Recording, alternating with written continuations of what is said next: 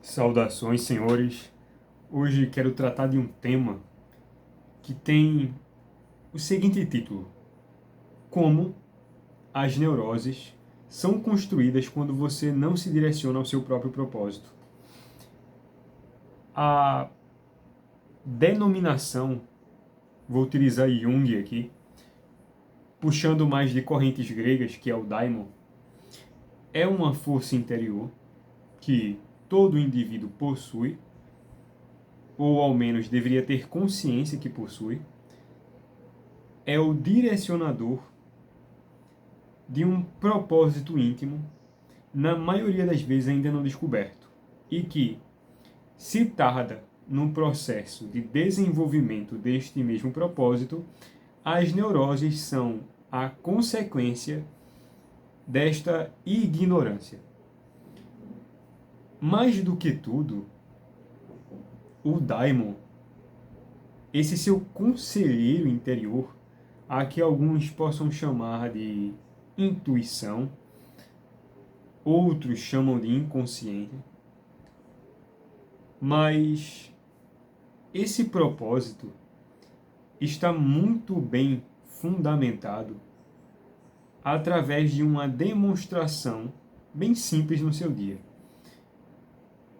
É que a sua tolerância, a suportabilidade a certa coisa, a sua resistência em larga escala, a sua capacidade de manter-se assegurado em si mesmo, sem cair no desespero, em qualquer circunstância que seja, a tolerância está mais relacionada com a sua vocação do que o seu desejo pela beleza apresentada do que você pode se tornar. O que é que eu quero dizer com isso? Como somente você pode desempenhar sua vocação, nenhum outro pode tomá-la emprestada para você e evoluí-la. As tendências na sociedade, com um aumento em larga escala das neuroses, apontam sempre para a violação de certos princípios. Eu vou contar aqui um caso que eu acabei de ler, uma obra de Jung, que chega para ele um paciente com um calhamaço, um livrão. E ao chegar, o Dr. Jung, ele pergunta, ora, como que eu já tendo feito e refeito as etapas da investigação psíquica, já tendo investigado minha infância, já tendo vasculhado tudo que a minha consciência muitas vezes retira, ter tirado inclusive aquelas coisas que eu tinha me esquecido de um passado muito antigo, tendo catalogado todas as minhas experiências de trás para frente, de cima para baixo, como que eu ainda possuo essa neurose? E o indivíduo pegando, na verdade, ele não queria fazer uma consulta, ele queria que o doutor respondesse essa pergunta dele. Era uma dúvida, uma curiosidade acadêmica que foi tomada ao nível existencial, que é como deve ser. Jung pegando o volume, abriu, folheou, impressionado com a prudência do rapaz, com a inteligência, diz que ele elencou cientificamente tudo que tinha se desenvolvido sobre neuroses até aquele momento. E ele falou, apesar de tudo que você escreveu estar perfeito, você me permitiria fazer algumas perguntas? Ele, claro. E o jovem, com certeza, querendo responder a sua dúvida, depois de já ter estudado muito e passado por vários terapeutas e esse ser um paciente de um nível intelectual avançado, Jung pergunta, olha, eu vi aqui no seu relatório que você e a sua família vivem muito bem, né? Você e os seus pais passam as férias em Saint Maurice, e em outra cidade, uma cidade tipicamente conhecida por pessoas de grande poder aquisitivo frequentarem. Então vocês vivem muito bem? E o jovem responde, não. Jung pergunta novamente, então você ganha o dinheiro para poder propiciar à sua família essa boa vida? E aí o jovem responde, não, rindo. E aí Jung pergunta, de onde é que vêm as suas condições? E o jovem rindo se fala, eu conheço uma certa professora com os seus 36 anos que nós nos relacionamos. Sabe como é? E Jung, entendendo, percebe quando o relato do jovem avança contando sobre a experiência com a professora do relacionamento. Jung pergunta, você não se sente mal por viver às custas de uma senhora que ela economizava tudo que ganhava como professora para viver confortavelmente e gastava com ele, dava o dinheiro para ele? Porque ela tinha esperança de que ele fosse se casar com ela.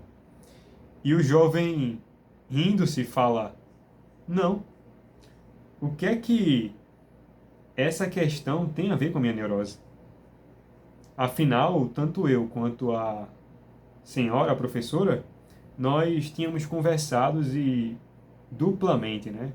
Tivemos o consentimento de manter o caso assim. E Jung replica, ora, você imagina que simplesmente descartando uma falha moral através do intelecto pelo pensamento é suficiente para que uma neurose não preencha esse espaço?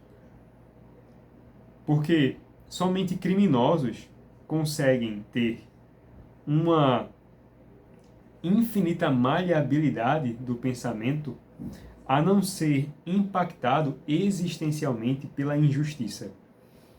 E então, o jovem, ao se deparar com o beco sem saída, a sua inconsistência da personalidade foi demonstrada e ele se revolta, fecha o volume e sai em disparada. E Jung continua dizendo que, ora, se ao menos ele tivesse consentido, seria possível dar continuidade ao tratamento e ele finalmente poderia ser curado. Então vamos lá para o nosso assunto. Como eu comecei falando do daimon. É certo que não existe relatividade da verdade. A verdade não é relativa, assim como a moral também não é. Porque a moral, ela está necessariamente ligada, entrelaçada com um bem universal. E sobre isso se coloca a moral, que é o consenso para que todos vivam bem. E a própria, vamos colocar, o corpo, toda a existência humana, ela vibra perante aquilo que é fundamentalmente bom, ainda que conscientemente você não tenha trabalhado sobre aquilo. E de que essas falhas morais, vamos colocar aqui, vamos estender um pouquinho, as falhas dos princípios pessoais, individuais, eles são os catalisadores verdadeiros das neuroses. Claro que existem os traumas e outras inconsistências da realidade, entenda-se inconsistência da realidade como aquela imprevisibilidade que faz com que um indivíduo, ao se deparar com uma novidade não esperada, é impressionado ao ponto do desconcerto. Como o caso de um filho que, por essência, sente que a mãe deve acolhê-lo, mas na infância ela o despreza. E ele acumula um trauma em cima disso, desenvolvendo neuroses. Mas, como eu quis falar do daimon, eu utilizei esse exemplo para ficar mais experienciável para vocês que estão me ouvindo, é de que trair os seus princípios, os seus valores, pode não parecer ter uma consequência imediata. Afinal, é só uma concessão para que a normalidade das coisas permaneça.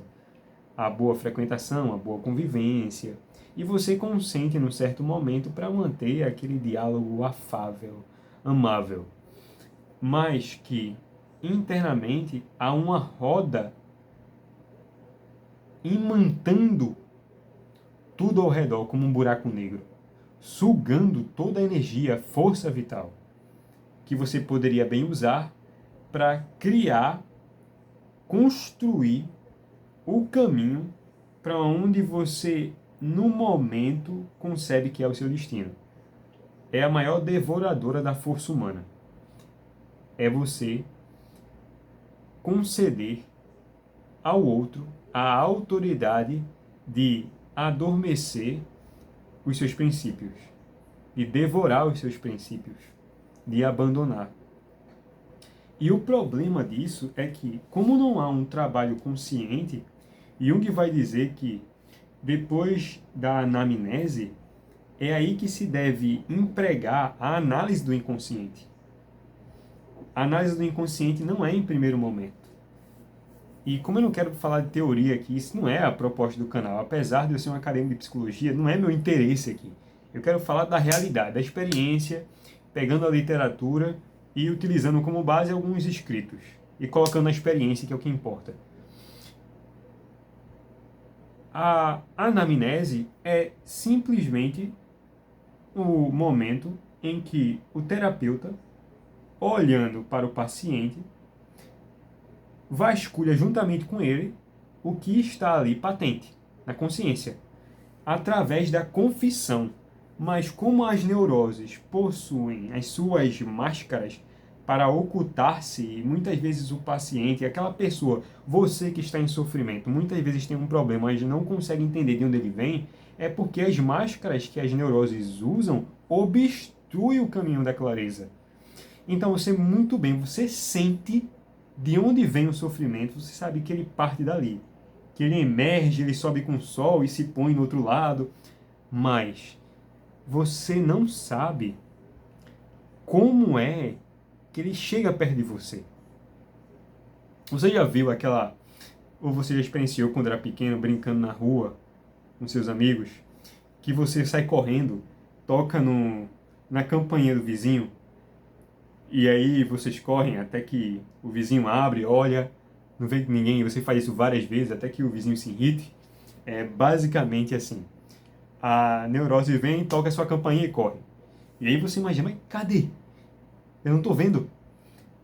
Essa velocidade que a neurose tem em sumir da consciência é uma construção ao avesso. Utiliza uma máscara, dá o toque e some.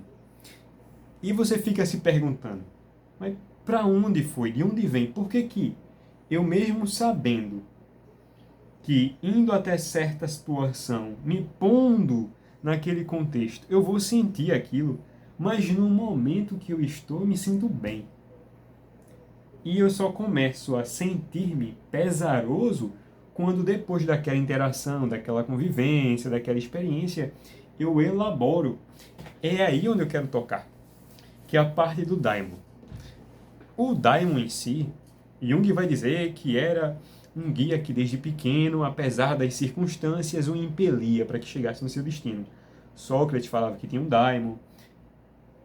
Essa voz esclarecida, esse guia invisível, como nós não temos o hábito no nosso dia de prestar atenção na carne das coisas, porque quando estamos experienciando as coisas e as pessoas, dificilmente conseguimos deixar na consciência o nosso diálogo íntimo interagindo com a situação exterior.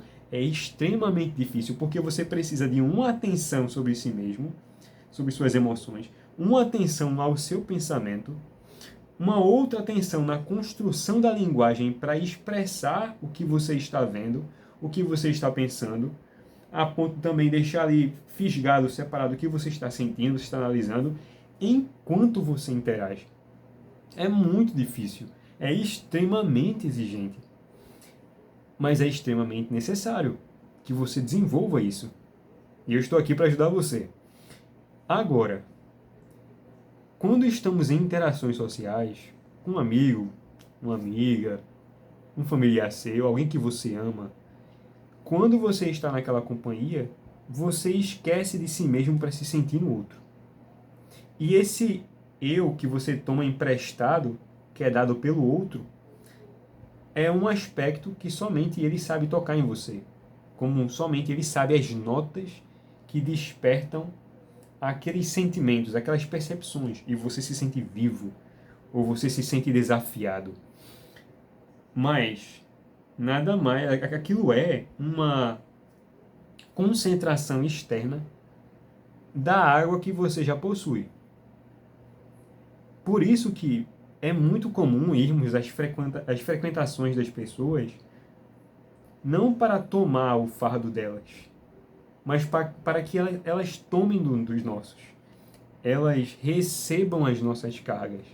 É por isso que é muito difícil existir bons ouvintes. Por quê? Ou os bons ouvintes são muito bons porque não estão prestando atenção em nada do que está sendo dito, ou os bons ouvintes são bons e existem porque tudo para ele não passa de um teatro, ou os bons ouvintes são tão bons porque ele possui um princípio tão diferente dos demais que as suas ocupações exteriores ele vai para se abrir e receber os outros. É uma peneira muito fina. A maioria de nós, quando estamos nas interações sociais com pessoas que desejamos, a tendência é que o mundo interior colapse, ele comece a sumir, enquanto você habita somente com os olhos assistindo uma experiência. Você experimenta você mesmo naquele local, naquela conversa. E você tem a sensação de que ali é o melhor lugar do mundo, ou de que ali é o lugar onde você esquece dos seus problemas. E esse esquecer dos seus problemas engendra um vício, que é o vício de se afastar de si mesmo. Você já conheceu aquelas pessoas que parece que elas gostam de ficar sozinhas? Parece mesmo, porque elas estão sempre sozinhas. Mas na maioria das vezes, o parecer, o gostar de ficar sozinhas que elas possuem, não é o ficar sozinha enquanto elas alinham as fundamentações interiores para se conhecer. São mais ocupações do gosto. São coisas que eu gosto de fazer para mim. Isto é um primeiro passo da individualidade, ou o processo de individuação, que é que todo ser humano deve traçar. Mas o problema é que estar sozinho consigo mesmo não é necessariamente estar sozinho consigo mesmo fazendo alguma coisa. É bom que você faça coisas para você. É necessário, é saudável. É assim que você consegue direcionar melhor as energias imprevisíveis que você começa a absorver do exterior pela quantidade de pessoas que você interage. Mas que, para o verdadeiro solitário, vamos colocar aqui o romancista, François Mauriac vai dizer que o romancista é um solitário porque ele vai carregar consigo as dores do mundo. E a sua escrita é necessariamente a mentira onde a maior das verdades se estabelece. A literatura é a mentira onde as verdades universais se mostram e que as pessoas elas procuram esquecer. O romancista é um solitário, mas ele não é um solitário quanto à sua intolerância à frequentação social. Ele é solitário porque a sua conversa ela possui uma necessidade de retorno. Abastece e é abastecido. Então, como os ciclos de pessoas suficientemente capazes, com alto nível de cultura, inteligentes, que possam favorecer a convivência de um escritor, de um intelectual, um homem de um alto nível, ele acaba sendo entregue a uma tarefa muito mais humana do que a própria frequentação da humanidade. Ele se afasta da humanidade para vivê-la no nível em que ela deveria estar vivendo. Mas, sentindo as dores da infeliz e intolerável presença vulgar. Ele, infelizmente, precisa tolerar que a frequentação dos semelhantes é num baixo nível. Então ele sofre junto com eles, sem que eles saibam desse sofrimento. Mas, voltando para o Daimon aqui, para a gente mudar de assunto. O Daimon diz muito das suas predisposições. Teve um outro caso que Jung se aproximou de um carrinho que, vendendo comida, ele se deparou com dois homens. Um senhor de idade, um homem mais, dava para ver, experiente, que aparentava ser um general, um ex-general, um ex-militar, e o seu aprendiz, um homem na idade adulta. E Jung escuta a conversa dos dois. Provavelmente ali esperando a sua vez de pedir a comida. O mais velho olha para o seu secretário, ao seu aprendiz, e diz assim: olha, os sonhos são realmente uma coisa incrível, né? Eu tive um sonho essa noite, e nesse sonho nós estávamos em forma, e o major estava passando em revista a todos. E quando chegou na minha vez, no lugar de me fazer uma pergunta técnica, ele perguntou: ora, o que é a beleza? O que é o belo? E logo esse general, no seu sonho, se desesperou porque não tinha resposta, e um outro foi perguntado em seu lugar. E quando foi perguntado, a resposta veio imediatamente. E aí o major complementa: eu teria respondido exatamente isso se não tivesse ficado desesperado e esquecido exatamente o que é o belo. E ele acorda e está lá naquela barraca, contando, conversando com seu amigo, e o doutor atrás, prestando atenção. O general olha para Jung atrás e fala assim: uma coincidência. Os sonhos são realmente algo interessante. O que é que o senhor acha disso? Acha que os sonhos podem dizer alguma coisa? E ele retruca, Jung diz assim: mas o que é que você acha que o seu sonho pode dizer? Aí ele fala: olha, eu não sei. Jung fala por cima e diz: você não acha que você perdeu alguma coisa? E o major fala: olha, quando eu era um major, o general, né? Quando era major, no caso, no sonho, quem vem interrogar ele é um major novo. E o general fala: não, quando eu era um major mais novo, inclusive o major do meu sonho era jovem, parecido comigo, interrogando ele mesmo, eu tinha uma inclinação para as artes. Era algo que eu gostava muito, sentia a mim mesmo, do modo integral. E aí, Jung fala: mas o que aconteceu? E o general fala: com as ocupações do dia, com a rotina, as demandas, eu acabei deixando de lado. E quando o general termina de falar, percebe a feição dele mudando, e ele olha para o seu aprendiz, ao que Jung achava que era, e diz: realmente. O general se retira e fica o secretário dele. Ele diz: você tocou realmente no ponto muito vulnerável dele. Era uma questão que realmente o afetava. E aí é que Jung percebe que era totalmente o oposto do que Freud dizia sobre os sonhos. O sonho não é apenas uma manifestação do desejo. a princípio sexual. Não. O sonho, na maioria das vezes, ele é o que é. Ele pinta através do sonho. O que é o sono? É o relaxamento da vontade. Para você dormir, você precisa não querer. Então, como há esse relaxamento, há a abertura da consciência. Então, o filme pode passar sem que você fique censurando. E aí, o general no sonho, então major, ele é advertido, lembrado do que deveria estar fazendo. Jung vai dizer, eu não podendo concordar com Freud com o que ele estava dizendo, porque ele dizia que a psicanálise está ligada à teoria da sexualidade, eu não tinha nem como ficar junto com esse cara. Porque eu sei que os sonhos revelam coisas muito mais profundas, que não estão catalogadas.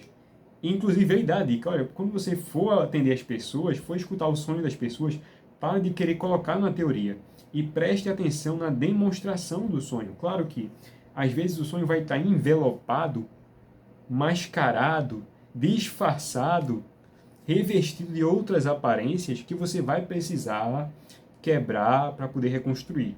Mas nesse caso, não. Os sonhos são como esse seu daimon interior falando, já que no seu próprio dia você é muito ocupado, tanto com seus compromissos, quanto mantendo sua consciência entupida de concessões dos seus princípios, não dá tempo de você fazer o que você deveria estar fazendo. Eu diria que as ocupações do dia, a quantidade de compromissos que você tem, não é suficientemente, não é satisfatório para preencher o seu nível de disponibilidade do dia. Porque as horas empenhadas do ócio, você as empenha numa frequentação vulgar, na maioria das vezes esquecendo de si mesmo, em qualquer coisa, que muitas vezes você denomina de tempo para mim, fazendo alguma outra coisa. Você está esquecendo de si, se ocupando de uma coisa para você mesmo, com aquela sensação de que é uma atenção, um presente para a sua individualidade, mas não é, é um engano.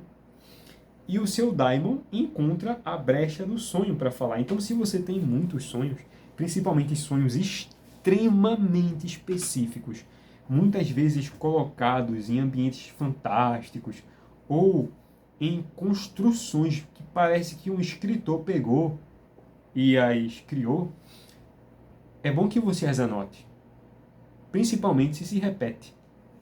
Mas é que esse daimon não encontrando no seu dia a sua disponibilidade de ouvir, de se atentar, de sentir, vai procurar uma brecha sua de relaxamento, uma brecha sua de silêncio. E como você, infelizmente, viola certos princípios seus, sabe aqueles princípios que se você estabelecesse, você ficaria sozinho? Inclusive seus conhecidos, pessoas próximas, amigos, namorado, o que quer que seja. Essas próprias pessoas teriam aversão a você, porque você colocaria um limite tão palpável que qualquer tentativa de traspassar, você puxaria a espada e degolaria a tentativa, as mãos que tentam se impregnar na sua alma. Porque muitas vezes as pessoas não fazem isso com maldade. Elas querem ter você para si. Elas não querem que a aparência daquilo que você rejeita se torne uma intransigência. Muitas vezes as pessoas pensam assim. Mas é que, na verdade, esses seus princípios, aqueles princípios que muitas vezes você nem sequer confessou para você mesmo que tem, você só sente o impacto deles, mas mesmo assim ainda não confessa para si que isso é algo importante para você. E através da quebra desses seus princípios, as neuroses começam a ser estabelecidas, neuroses diversas. Você pode ter neuroses que não possuem uma consequência material, você não observa no seu dia. Mas você muitas vezes tem um hábito de pensamento que é uma neurose. Você muitas vezes tem um medo, uma dúvida.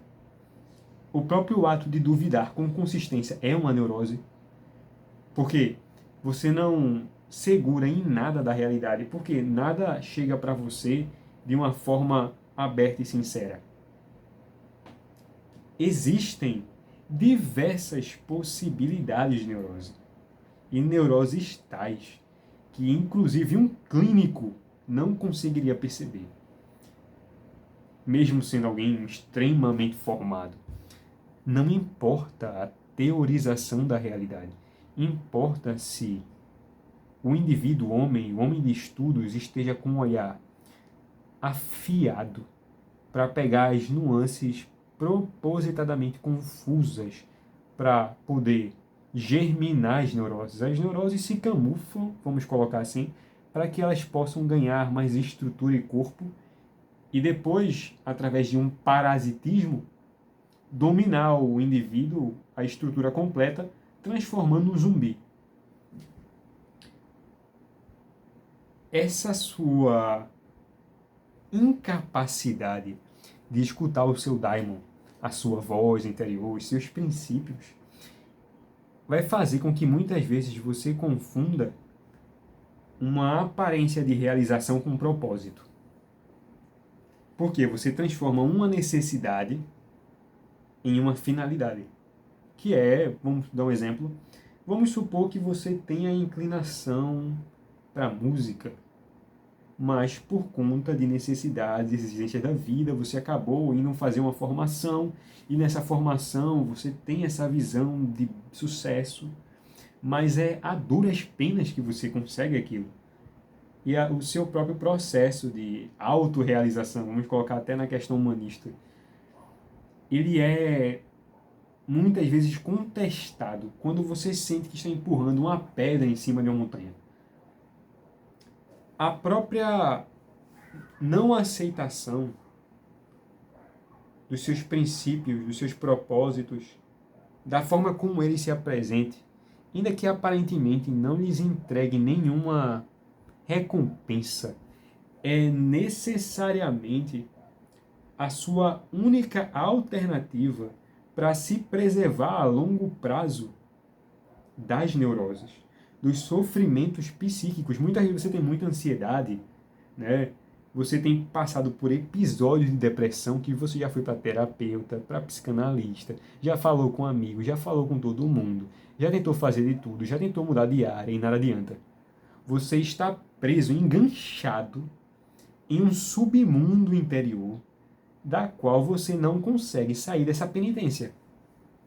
Ou é uma expiação perpétua de um erro que você cometeu, ou uma espécie de punição consciente, ou um modo do seu daimon lhe tentar, através de uma inflamação, um desconforto, fazer com que você tome vergonha na cara, olhe para a realidade, sinta-se nas experiências, compare com como você se sente depois das interações e possa concluir: realmente, eu me distanciei dos meus propósitos, dos meus princípios, só que ao tempo que você conseguir fazer isso, meu amigo, já se foi anos. E a procrastinação e você querer empurrar a complexidade do pensamento, a responsabilidade por entender essa demanda que é maior do que você, que apesar de você querer não ouvir, ela lhe cobra. Você precisa parar e confessar para si mesmo que a sua vida tem sido uma palhaçada, tem sido uma falsidade. É tudo mentira. Que o que você tem construído é baseado numa esculhambação, numa construção mental que você nem sequer queria. Porque muitas vezes a contrariedade, a declinação dos princípios, ela é consentida, vamos colocar assim, através de uma experiência impensável, que é o quê? Você tem uma experiência com algo ou com alguém que você nunca imaginou e que nessa mesma experiência, pela dose incalculável de sentimentos novos, de experiências lúcidas que parecem mais sonhos projetados por um arquiteto que quer o seu bem, elas são nada mais, nada menos do que uma corrente invisível para limitar os seus movimentos. Você experienciou aquilo e você quer continuar repetindo a dose. E você cada vez mais vai consentindo. Porque apesar de, nessa experiência, conter certas farpas, certas agulhas que lhe machucam, mas como a camada maior, a aparência maior dessa experiência de felicidade, você mantém silenciado esse ponto. Só que água mole e pedra dura, tanto bate até que fura. Esse é o lema. Pode parecer que não vai causar nenhuma vulnerabilidade, ou fragilidade, ou dor. Mas a constância daquele silêncio amoroso, inocente, daquela frequentação sem qualquer responsabilização da consciência, ela vai implicar mais tarde, quando já estiver carregado o limite da sua psique, em uma neurose. Então tem muitas probabilidades de que o mal da qual você está sentindo seja somente por duas causas: pela violação de princípios aparentemente inofensivos, e dois, pela sua teimosia em não escutar o seu daimon, a sua voz interior. E que essa voz interior, no início, está mesclada com diversas vozes. Você precisa trabalhar em cima para poder se separar e encontrar a voz verdadeira que lhe indica o melhor caminho. Isso é um trabalho que você não pode se recusar. É uma condição de que você, apesar das dificuldades, possa ter alguma felicidade. Então, como há muita complexidade nas coisas mais comuns da realidade, passamos os olhos rapidamente por cima. E essas coisas inofensivas que passam por baixo do radar são as mais perigosas, porque elas vão tomando forma. É que nem jogar dominó ou xadrez, que o peão chegando na última casa pode se transformar no que quiser. É exatamente assim que é uma neurose quando há a concessão dos princípios. Você concede uma vez, concede outra, não está sentindo, concede outra, sentiu alguma coisa, mas não é tão grave. E aí, quando esse peão, esse peão invasor da consciência chegar no limiar do tabuleiro, ele se transforma numa monstruosidade que você não consegue mais domar. Vira um monstro mitológico. E por mais que você corte uma de suas cabeças, nasce três no lugar. Você não é Perseu para matar a Hidra. Nem é Hércules fazendo os 12 trabalhos. Não é necessário essa consagração sua a um heroísmo de semideus. Não se dê tanto trabalho assim. É isso, senhores.